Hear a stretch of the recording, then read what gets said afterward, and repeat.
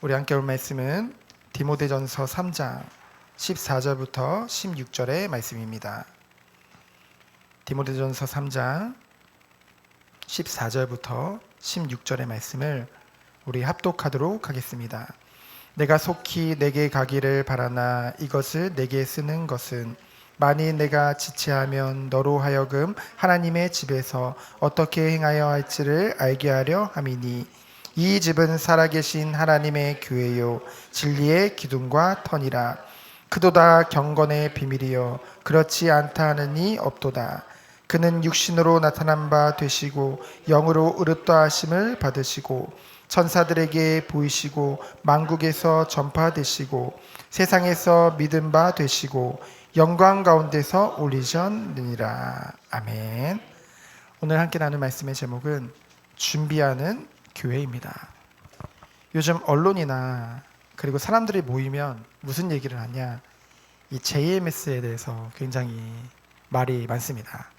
오늘 제가 앞에 이제 그 시에서 세운 그 스포츠 센터에 운동을 하러 갔는데 이렇게 불신자들이거든요. 하나님 믿지 않는 불신자임에도 불구하고 다들 이제 JMS에 대해서 얘기를 많이 하더라고요. 근데 이것이 우린 그러잖아요. 아, 거기는 이렇게 잘못된 그런 교주가 있고 이 마지막 때 자신이 이제 메시아라고 주장하는 그런 이단이다, 사입이다라고 교회의 성도들은 그렇게 생각을 해요. 근데 불신자들이 볼 때는 다 똑같은 교회로 보게 됩니다. 그러다 보니까 이런 분위기가 지금 이제 JMS뿐만이 아니라 이제 코로나 때는 이제 신천지로 인해서 또한 그때 교회를 같이 묶어서 뭔가 하나의 교회를 혐오하는 그런 시간표가 되어졌었는데 이번에는 JMS를 통해서 또한 교회 전체를 비난하는 그런 분위기 속에, 그런 여론 속에 지금 많은 이들이 일어나고 있습니다. 물론 마지막 때 예수님께서 말씀하셨죠. 너희가 나로 말미암아 세상에서부터 미움을 받을 것이다. 물론 그 말씀도 있지만은 교회가 더 정확하게 말하면은 먼저 교회의 지도자들이, 직분자들이, 그리고 성도님들이 세상의 빛과 소금으로서 정말 본이 되지 못한 부분들도 굉장히 많다고 봅니다. 왜요?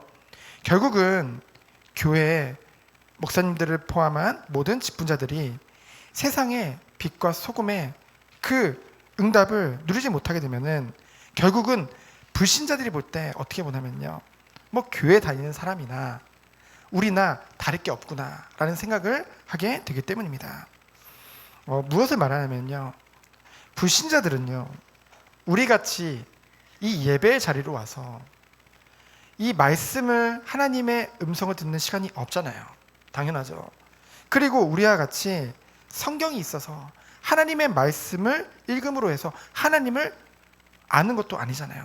그럼 불신자들은 어떻게 하나님을 접하게 됐나요? 결국은 주변에 믿는 자들을 통해서, 흔히 말하는 교인들을 보고서 하나님을 보게 되어졌습니다. 그렇기 때문에 우리가 마음에 담은 것, 우리가 가치를 두고 사는 것을 옆에서 다 보거든요. 그러다 보니까 결국은 불신자들이 지금 JMS 이렇게 여론에서 비난받고 여러 가지 문제들이 많이 드러나니까 기회는 이때다라고 보이거든요.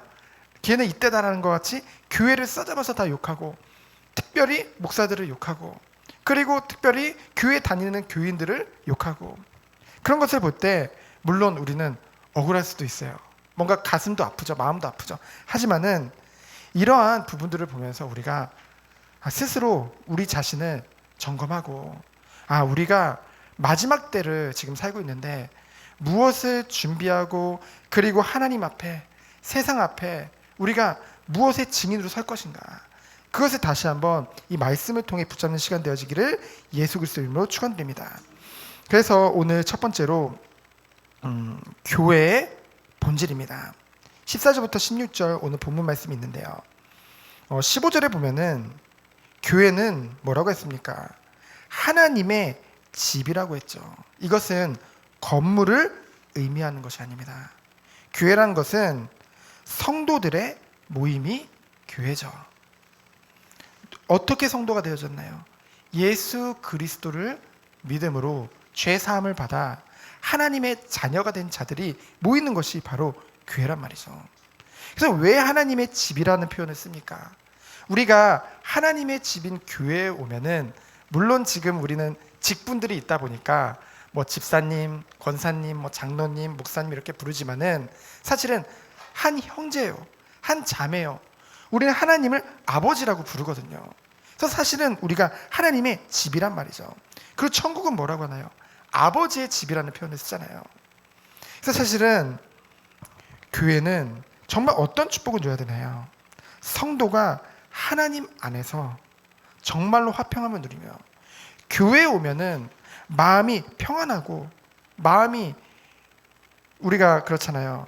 고향에 가면은 뭔가 좋잖아요. 그렇듯이, 그리고 우리가 외부에 있다가 집으로 오기만 해도 뭔가 기쁘잖아요. 바로 이 교회라는 곳이 행복한 하나님의 집으로 응답을 받아야겠죠. 막 교회 오는 게 스트레스고, 교회 오니까 시험되고, 교회 오면 뭔가 불편하고, 교회 오니까 뭔가 부담되고, 그런 것이 아니라요. 그래서 정말로 하나님의 집의 축복을 누리는 것이 바로 교회입니다. 그러면서 뭐라고 했어요? 이 집은 살아계신 하나님의 교회라고 했죠. 하나님은 살아계신 하나님입니다. 생명이 없는 우상과는 완전히 다른 것이죠. 영원부터 영원까지 살아계신 하나님께서 시작하시고 진행하시고 주관하시는 것이 바로 교회인 것입니다. 그래서 교회는 뭐라고 합니까? 에클레시아라고 하죠. 에클레시아라는 뜻은 불러냈다는 뜻이에요. 세상으로부터 하나님의 완전한 주권 안에서 은혜로 우리 성도 한 사람 한 사람을 부르신 것입니다. 긍휼이 풍성하신 하나님께서 우리가 아직 죄인 되었을 때 십자가에서 죽으시고 부활하심으로 우리의 죄를 사해 주시고 사단의 권세를 꺾으시고 하나님 만나는 길을 열어주신 것이죠. 그래서 뭐라고 했습니까? 그리스도 안에서, 그 십자가 안에서 우리를 향한 자기의 사랑을 확증하셨느니라. 그것이 우리가 받은 축복입니다. 그래서 이런 하나님 주권에 의해 은혜로 부름받은 성도들의 모임이 바로 교회라는 것이죠. 그러면서 그 교회는 뭡니까? 진리의 기둥과 터라고 했죠. 진리는 무엇을 말합니까? 변하지 않는 거죠. 바로 예수 그리스도의 그 복음을 말합니다. 요한복음 1장 1절에 보니까 하나님의 말씀은 영원하죠. 영원부터 거기 계신 하나님께서, 말씀이 곧 하나님이신데, 요한복음 1장 14절을 보니까 말씀이 육신이 되어 우리 가운데 거하시매. 그분이 누굽니까? 성부, 성자, 성령 삼위일체 하나님 중에 성자 하나님께서 원래 창조자이시죠. 권능자이십니다. 근데 그분께서 우리를 사랑하사 우리의 죄를 위해서 인간의 몸을 입고 이 땅에 오셔서 십자가에서 죽으시고 부활하심으로 우리를 구원해 주신 것. 그래서 요한복음 19장 30절에 보니까 예수님께 십자가에서 뭐라고 말씀하셨습니까? 다 이루었다 하시니라. 예수님께서 우리의 죄를 깨끗하게 하신 것입니다. 예수님이 부활하심으로 모든 문제, 사망, 권세 이기시고 하나님 만나는 길을 열어주신 것입니다. 그 예수 그리스도가 기둥이요 터예요. 그래서 뭐라고 했습니까? 크도다 경건의 비밀이요. 이 경건은 디모데전서 2장 2절을 보면은 이제 믿음을 얘기합니다. 그럼 믿음의 비밀인데요. 비밀은 뭡니까? 예수 그리스도죠. 그 증거가 무엇입니까? 그 뒤에 이것에 대해서 설명하고 있잖아요. 그는 육신으로 나타난 바 되시고 영으로 오롯다 하심을 받으시고 천사들에게 보이시고 만국에서 전파되시고 세상에서 믿음 받으시고 영광 가운데서 올리셨느니라. 예수님이 약속대로 이 땅에 오셔서 십자가에서 죽으시고 모든 사람들에게 부활하신 거 보여주시고 그리스도라는 증거를 보여주시고 하늘 위로 올라가셨죠. 근데 그 예수님은 하늘 위로 올라가시고 끝난 것이 아닙니다. 지금 보좌 우편에 앉아 계시고 우리 안에 성령으로 함께 하시고 세상 끝날 언제입니까? 땅끝까지 복음이 증거되는 그날 예수님께서 이 땅에 다시 오실 것을 말씀하고 있는 거죠. 그래서 교회라는 곳은요 누구 개인의 것이 아닙니다. 우리 자신이 교회예요. 성도 한 사람 한 사람이 교회고 이 모임이 교회입니다. 결국 이 교회에 교회는 누구예요? 살아계신 하나님의 소유인 것이죠. 그래서 교회의 본질은요, 진리를 전파하는 것입니다. 진리를 지키는 거예요. 그 진리가 무엇입니까? 바로 예수 그리스도의 복음이죠. 그래서 하나님의 소유된 그리스도가 머리 되셔서 우리가 지체로 함께하면서 절대적인 하나님의 영광을 위해서 달려가는 것이 바로 교회입니다. 한 사람의, 한 개인의 명예와 영광을 위해서 존재하는 것이 아니란 말이에요. 교회라는 곳은 예수 그리스도의 복음을 지키고 증거하고 전파하는데 모든 것을 다 드리는 것이 바로 교회고 교회의 사명인 것이죠. 그렇다면 두 번째로 이 교회의 사명은 무엇입니까? 이 진리, 이 복음을 전파하는 복음 선교의 기지라는 거죠. 그렇죠? 전진 기지예요. 그냥 기지가 아니라. 그렇죠? 우리가 교회라는 것이 세상 사람들은 지금 교회가 필요 없다. 교회 너무 많다. 근데 결국은 교회라는 곳이 뭐 우리에게 뭘 해주냐, 별로 영향력도 없지 않냐 라고 말을 하고 있지만은 이 교회가 없으면은요, 결국은 이 세상은 우리는 알고 있죠. 이 세상에 교회가 없으면은요, 교회라는 하나님의 그 소중한 이것이 없다고 한다면은요, 이 세상에는 소망이 없는 것입니다. 왜요? 교회만이 진리를 말하기 때문에, 교회만이 복음을 증거하는 사명을 하나님으로부터 받았기 때문입니다.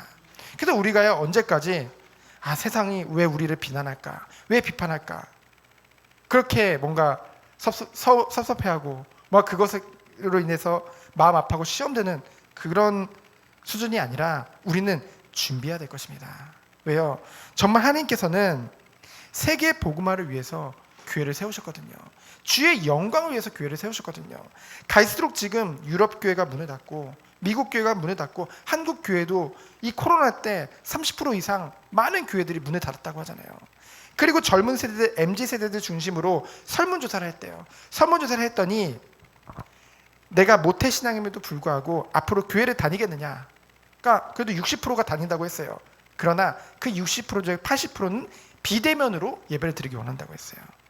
대면으로 예수님 말씀했죠. 마지막 때가 될수록 모이기를 힘쓰라고 했는데, 그리고 모이기를 패하는 시대가 온다고 했는데, 그 모태신앙 중에서 60%만이 앞으로 교회를 다닐 거고, 그 60% 중에도 80%는 비대면으로 어느 교회에 소속된 게 아니라 그냥 영상으로 메시지 보고 그곳에 그냥 헌금하고 그러고 살겠다라고 얘기를 하더라고요. 우리는요, 정말로 기도하면서 준비해야 될 것입니다.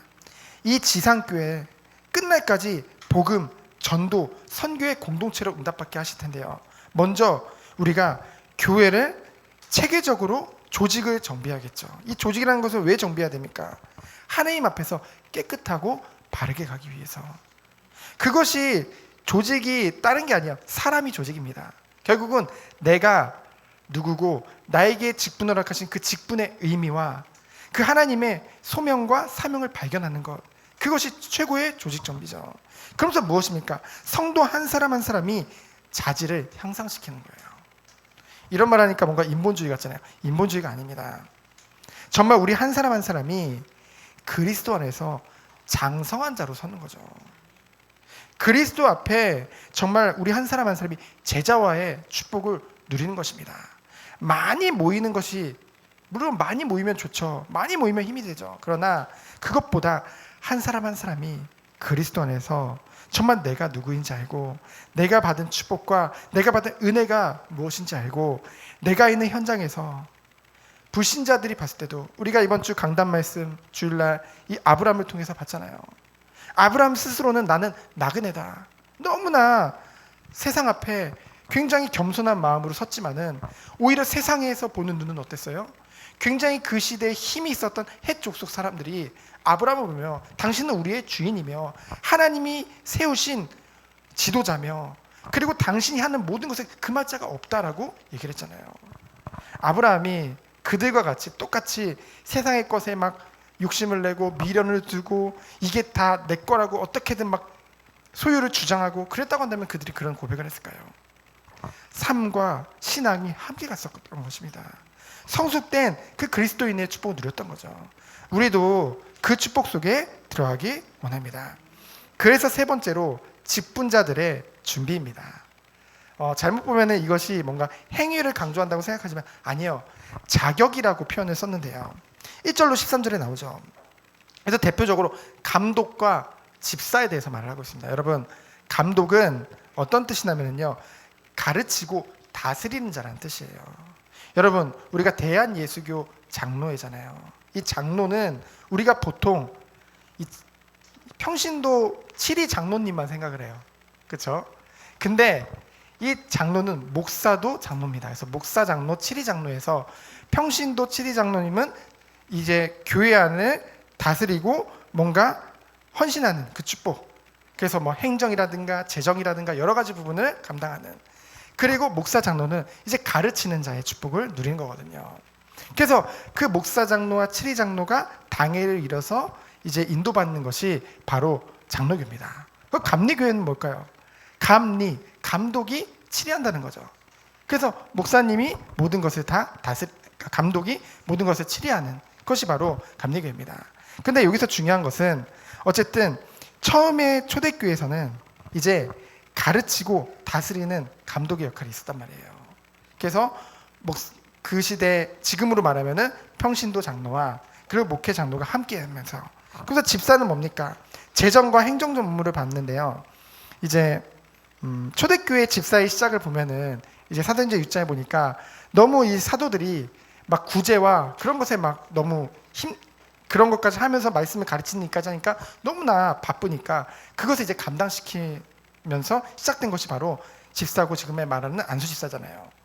그래서 뭡니까? 결국은 이들이 신앙의 믿음과 그러면서 가정에도 모범이 되어지는, 그러면서 삶과 그리고 믿음이 함께 가지는 그 축복을 누려야 된다. 왜요?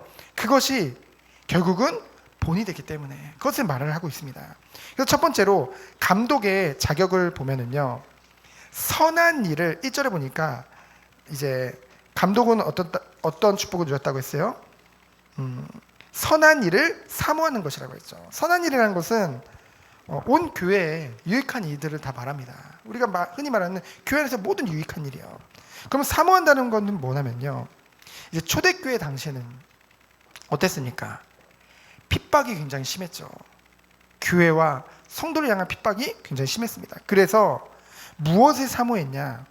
이 감독으로 선다는 것은 자신이 희생 제물이 된다는 생각을 가지고 목회를 시작했다는 거죠. 그래서 이것은 무엇을 말하느냐? 핍박과 박해의 시대에 이 감독이 앞에서 뭔가 우쭐대고 내가 지도자니까 그런 존재가 아니라 누구보다 앞서서 철저한 헌신과 자기 희생을 했던 사람들이 바로 감독이 누렸던 축복입니다. 근데 제가 봐도 요즘 시대에는 뭔가 나를 정말 내려놓고 희생하고 헌신하려는 그런 중심이 많이 안 보일 때가 너무나 많아요. 그래서 저는 저 자신부터 늘 점검하고, 그래, 내가 정말 주의 일을 위해서, 정말 하나님이 원하시는 이 일을 위해서 나의 모든 삶을 이미 드렸죠. 근데 어떤 마음으로요? 정말로 헌신하고 자기 희생의 축복을 누리며 그 응답을 받아야겠다는 다짐을 하게 되어집니다. 그러면서 어떤 축복을 누려야 된다고 했습니까? 책망할 것이 없고 한 아내의 남편이 되어지며 절제하며 신중하며 단정하며 나그네를 잘 대접하며 그리고 가르침을 잘하는 자가 바로 이 감독의 축복을 누린다고 했죠. 그러면서 또 무엇을 말합니까? 술을 마시지 않고 구타하지 않고 관용하며 모든 사람을 수용할 수 있는 그 중심, 그러면서 다투지 않으며 돈을 사랑하지 아니하며, 그러면서 중요한 것은 무엇을 말씀하고 있습니까? 정말로 자기 집을 잘 다스려 자녀들로 모든 공손함을 복종하게 하는 자라야 할지며. 이게 정말 중요한 것 같아요. 보통 이제 목회자들 보면, 또는 선교 현장을 가보면은 목회자의 가족들이나 또는 선교사님들의 가족들이 굉장히 이렇게 상처나 그런 부분들이 많은 것을 보게 되어지거든요. 아무래도 목회자는 정말로 교회를 위해, 주의 일을 위해서 온전히 모든 것을 다 드리다 보니까 그런 부모로서의 그런 빈 공간이 생긴단 말이죠. 근데 그런 것이 물론 예수님이 제자들을 부를 때 다 내려놓고 오라고 했지만은 정말로 오늘 말씀 보면 알겠지만은 정말 가정에서도 정말 그리스도 안에서의 이 목회자가 하나님과의 관계가 회복되면은 하나님과의 관계가 정말로 좋으면은요 가정에서과의 그 아내와 그 아이들과의 관계도 좋을 수밖에 없습니다. 그것이 본이 되기 때문에 너무나 중요한 것이죠. 그러면서 무엇입니까? 집사의 자격에 대해서 8절부터 13절에 말씀하고 있죠. 집사는 그 뜻 자체가 섬기는 자, 봉사하는 자라는 뜻입니다. 아까도 말씀드렸지만은 처음부터 구제로 시작한 거거든요. 그래서 무엇입니까? 정중하며 일구이연하지 않은, 일구이연이란 말은 뭐니까 진실한 사람이죠. 뭐 이 사람한테 이 말하고 저 사람한테 저 말하고 그것이 아니라 정말로 신실한 사람. 그러면서 뭡니까? 술에 임박하며 더러운 이익을 탐하지 아니하고 깨끗한 양심을 가지고 믿음의 비밀인 예수 그리스도를 누리는 사람. 그런 사람이 집사의 축복을 누리게 된다고 했죠. 그러면서 무엇입니까? 시험을 주지 않고 책망받을 것이 없고, 이건 뭘 말하냐면요, 시험 기간, 이 기간을 둬야 된다는 거거든요. 저는 이것을 통해 뭘 봤냐면요, 이 직분자들을 세울 때는 기도하면서 오래 지켜봐야 된다는 거죠. 이 감독의 자격 중에도 이제 새신자나 불신자는 안 된다고 분명히 아까 말씀에 나와 있거든요. 그래서 오래 지켜보면서 모든 일에 하나님의 응답을 받는 사람들을 기도하면서 세우는 것, 그것이 맞다는 거죠. 뭔가 경제적인 능력이나 뭔가 사람들의 인기로 피택해서 세우는 것이 아니라 정말 하나님 앞에서 그 중심과 마음으로 헌신할 수 있는 사람들. 왜요? 본이 되기 때문에 기도하면서 세워야 된다는 것이죠. 그것을 말씀하고 있는 것입니다. 그러면서 11절은 이제 여자 집사에 대해서 말하죠. 정숙하고 모함하지 않으며 절제하며 충성하는 자. 12절에는 다시 남자 집사로 돌아와서 똑같이 감독과 같이 자기 집을 잘 다스리며 모범이 되어지는 사람. 그런 사람들이 누리는 축복은 무엇입니까? 결국은 13절에 보니까 집사의 직분을 잘한 자들은 아름다운 지위와 그리스도 예수 안에 있는 믿음의 큰 담력을 얻느니라. 이 믿음의 담력이라는 것은요, 그 뜻이 원래는 언론의 자유라는 뜻이래요. 그래서 무엇을 말하냐면요, 이제 복음을 증거함에 있어서 뭔가 다른 사람들의 눈치를 보거나 그런 것이 아니라 이 은혜 안에서 이 직분에 대한 확신이 있을 때 하나님의 은혜가 오거든요. 그러니까 그리스도에 대한 확신을 가지고 그리스도를 의지해서 담대히 증거할 수 있는 그 축복을 누리게 된다는 것입니다. 그것을 말씀하고 있는 것이죠. 그래서 결론은 무엇을 말합니까? 하나님께서 이 교회를 세우신 것입니다. 그리고 이 교회에게 주님의 사명을 허락하셨어요. 그럼 우리가 이것을 잘 감당하기 위해서 우리 자신을 그리스도 앞에, 말씀 앞에 잘 세우는 것, 그것이 무엇보다 중요한 것입니다. 우리가 지금 교회가 왜 이렇게 세상으로부터 미움을 당할까? 왜 고난을 당할까? 왜 핍박을 당할까? 그 이유를 다른 데서 찾지 말고 우리가 먼저 우리 자신을 살펴보며, 그래, 우리가 나와 관계된 모든 사람들에게 정말로 구별된 자로서, 정말 하나님의 풍성한 은혜를 받은 자로서, 하나님으로부터 큰 사랑을 받은 자로서, 그렇잖아요. 우리가 자라온 환경은 다 다릅니다. 그리고 받은 사랑도 다 다를지 몰라요. 그러나 그리스도의 은혜 안에서 받은 그 큰 사랑은 다 똑같습니다. 그래서 우리들은 그 은혜의 풍성함을 누리며 세상의 빛과 소금의 역할을 하는 것, 그것이 우리가 누릴 축복인 줄 믿습니다. 그래서 기도하면서 정말 전진하는, 그러면서 우리 경험교회를 놓고만 기도하는 것이 아니라 주의 몸된 모든 교회들, 한국교회, 전 세계 교회를 놓고 기도하며 주님이 원하시는 참된 공동체의 축복을 누리며, 그리고 무엇보다 가장 중요한 나를 그리스도 앞에 세우고 준비되어지는 그런 축복이 있는 성도님이 되어지기를 예수 그리스도 이름으로 축원드립니다. 시간 기도합니다.